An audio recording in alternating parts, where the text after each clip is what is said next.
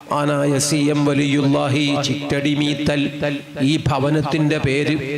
അത് ചുരുക്കി പറഞ്ഞപ്പോൾ CMI മുഹമ്മദ് അബൂബക്കർ മുസ്ലിയാർ ഈ പ്രദേശത്തെ അങ്ങനെ ഒരു പണ്ഡിത പുത്രൻ എല്ലൂർ ബാഖിയാത്തിൽ പോയി ബാഖവിയായി പഠിച്ചു വന്നു. നാട്ടിൽ വന്ന് ദർസും ഖളാഉം പള്ളിയിലുമായി ബന്ധപ്പെട്ട എല്ലാ ഉത്തരവാദിത്തങ്ങളും അൽഹംദുലില്ലാഹ്.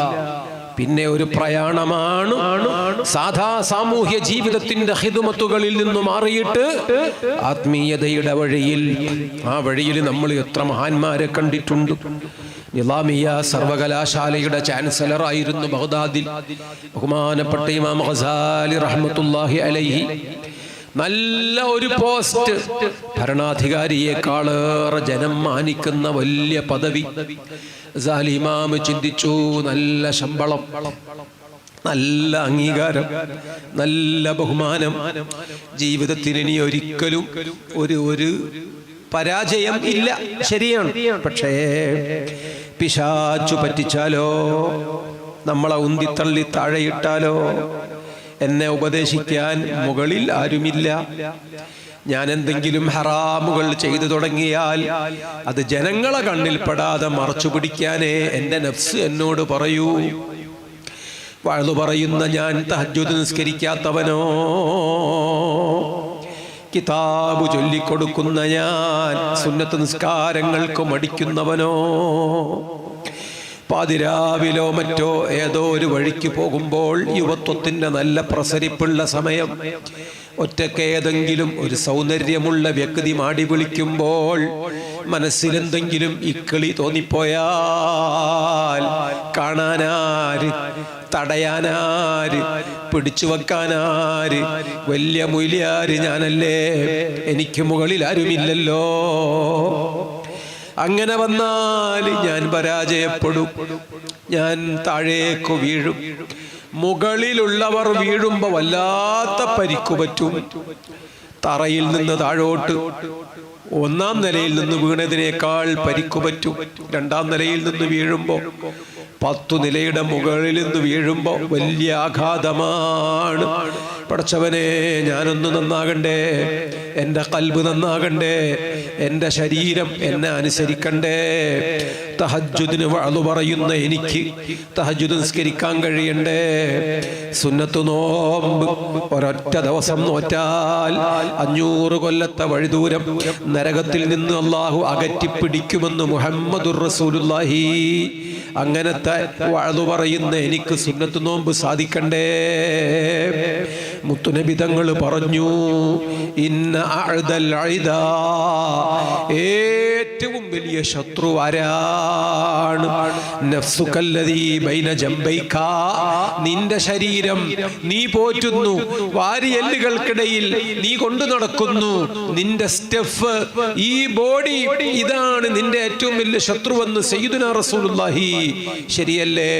ഞാൻ തഹജ്ജുദ് നിസ്കരിക്കണ്ടാന്ന് ഏതെങ്കിലും ഒരു ഇസ്ലാമിന്റെ ശത്രു വന്ന് എന്നെ ഭീഷണിപ്പെടുത്തുമോ? ഞാൻ നോമ്പ് നോൽക്കണ്ടാന്ന് ഏതെങ്കിലും ഒരു വർഗീയവാദി എന്നോട് വന്ന് പറയുമോ? ഒന്നുമില്ല. ഇന്ന് നോമ്പ് നോൽക്കണ്ട എന്ന് എന്നോട് പറയുന്നത് എന്റെ നഫ്സല്ലേ? കുറച്ചുകൂടി കിടക്കാം എന്ന് പറയുന്നത് എന്റെ നഫ്സല്ലേ? ഗസാലി ഇമാം ചിന്തിച്ചു. മഹാനവർകൾ ജോലി രാജിവെച്ചു. മഹാനവർകൾ ആത്മീയതയുടെ വഴിയിൽ ശരീരത്തെ മെരുക്കാൻ ഔലിയാക്കളെ തെരഞ്ഞു നടന്നു. അങ്ങനെ കണ്ടെത്തി, അവർക്ക് സ്വന്തം ശരീരത്തെ ഇട്ടുകൊടുത്തു. ആ താപ്പാനകൾ, ഈ കൊമ്പനാനകളെ പന്തികളിലിട്ട് മെരുക്കി, തല്ലി, വേദനിപ്പിച്ചു, പണിയെടുപ്പിച്ചു. സുബ്ഹാനല്ലാഹ്, റുകൂഇൽ 3 തസ്ബീഹ് പോരാ, 11 തസ്ബീഹ് ചൊല്ലി വാ. 11 തസ്ബീഹും ചൊല്ലിക്കൊണ്ട് 20 റക്അത്ത് അവ്വാബീൻ നിസ്കരിച്ചിട്ട് വാടോ. ളുഹാ നിസ്കാരം 2 റക്അത്ത്, അത് സാധാരണക്കാർക്കാണ്. നീ 8 റക്അത്ത് നിസ്കരിക്കണം. 1 മാസം ളുഹാ നിസ്കാരം അങ്ങനെ നിസ്കരിച്ചിട്ട് വാ.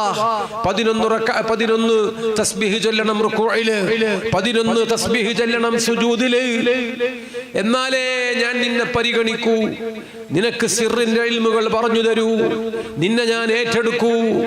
ഈ ഔലിയാക്കൾ പറഞ്ഞപ്പോൾ മഹാനായ ബഗ്ദാദിലെ ബഹുമാനപ്പെട്ട ഗസാലി ഇമാം തങ്ങൾ ജോലി ഒഴിവാക്കിയല്ലോ, നാട് ചുറ്റി ചുറ്റിയല്ലോ, കാട് കയറിയല്ലോ. പിന്നെ ആ മഹാനുഭാവൻ അള്ളാഹുവിന്റെ ഔലിയാക്കൾ സമ്മതം കൊടുത്തു, ഇനി ദർസ് തുടരാം, ഇനി വഅദ് പറയാം, ഇനി കിതാബുകൾ എഴുതാം, ഇനി ജനങ്ങൾക്ക് നേതൃത്വം നൽകാം. അങ്ങനെ ഒരു സമയം വന്നപ്പോൾ തിരിച്ചു വന്നു. അതുതന്നെയാണ് ബഗ്ദാദിൽ നിന്ന് നമ്മൾ കണ്ടത്. മുഹ്യിദ്ദീൻ ശൈഖ് തങ്ങളിലും ഇമാം ജീവിച്ച കാലത്ത് ബഹുമാനപ്പെട്ട ഗൗസുൽ ആലം ജീവിച്ചിട്ടുണ്ട്, പക്ഷേ പരസ്പരം കണ്ടിട്ടില്ല. ഒരു കണക്കിന് പറഞ്ഞാൽ ഗസാലി ഇമാമിന്റെ ശിഷ്യന്റെ ശിഷ്യനാണ് ബഹുമാനപ്പെട്ട മുഹ്യിദ്ദീൻ അബ്ദുൽ ഖാദിർ ജീലാനി തങ്ങൾ. പക്ഷേ ഗൗസുൽ ആലം തെരഞ്ഞു നടക്കുമ്പോൾ ഗസാലി ഇമാം കാട്ടിലാണ്. സുബ്ഹാനല്ലാഹ്, പരസ്പരം കണ്ടിട്ടില്ല. മഹാനായ മുഹ്യിദ്ദീൻ അബ്ദുൽ ഖാദിർ ജീലാനി തങ്ങൾ തന്നെയും അങ്ങനെ തന്നെ നിളാമിയ സർവകലാശാലയുടെ ചാൻസലറാണ്, വലിയ ആലിമാണ്, ഭരണാധികാരിയേക്കാൾ പവറാണ്. ആ മഹാനുഭാവൻ അവിടെ നിന്ന് ഇറങ്ങിത്തിരിച്ചു, ജോലി രാജിവെച്ചു, കാട് കയറി, ജീവിതത്തിന്റെ നെട്ടും ബോൾട്ടുമൊക്കെ ഉടച്ചു വാർത്തു, അലകും പിടിയുമൊക്കെ മാറ്റി പിടിപ്പിച്ചു. സുബ്ഹാനല്ലാഹ്, അതിന് മഹാനവർകൾ വലഞ്ഞത്, ഓടിയത് എത്ര കാലമാണ്? 25 ആണ്ടോളം ചുറ്റി നടന്നോവർ ഇരിയെന്നാരുൾ കേട്ടാരെ ഇരുന്നോവാർ. ഈ വരികൾ പാടിയിട്ട് മഹാനായ CM വലിയുല്ലാഹി പറയുമായിരുന്നു, എന്നെ അല്ലാഹു 8 കൊല്ലം കൊണ്ട് മതിയാക്കി തന്നു. സുബ്ഹാനല്ലാഹ്, ആ വഴിയിലാണ് മഹത്തുക്കൾ. വമാ ബദ്ദലൂ തബ്ദീലാ, അവരൊന്നും മാറ്റം വരുത്തിയിട്ടില്ല, അവർ ഒരു ഭേദഗതിക്കും ശ്രമിച്ചിട്ടില്ല. ഇവിടെ ചിലര് ദീൻ പഠിക്കാത്ത കുഴപ്പമാണ്, കിബിർ സമ്മതിക്കാത്ത കുഴപ്പമാണ്, യുക്തിവാദം കൊണ്ട് തല പുഴുത്തു പോയതാണ്. അവര് ദീൻ പഠിക്കാത്തതിന് ഔലിയാക്കൾ ഉത്തരവാദികളല്ല. നല്ല മനസ്സുണ്ടോ അത്തരം ആളുകൾക്കും പറഞ്ഞു കൊടുക്കാം. ജീവിതത്തിലെ ഓരോ നിമിഷങ്ങളും നമുക്ക് വ്യാഖ്യാനിച്ച് പറഞ്ഞു കൊടുക്കാൻ അള്ളാഹുവിന്റെ തൗഫീഖ് കൊണ്ട് സാധിക്കും ഇൻഷാ അല്ലാഹ്. ആ വഴിയിലൂടെയാണ് മഹത്തുക്കളെ നാം കാണേണ്ടത്, പരിചയപ്പെടേണ്ടത് എങ്കിൽ.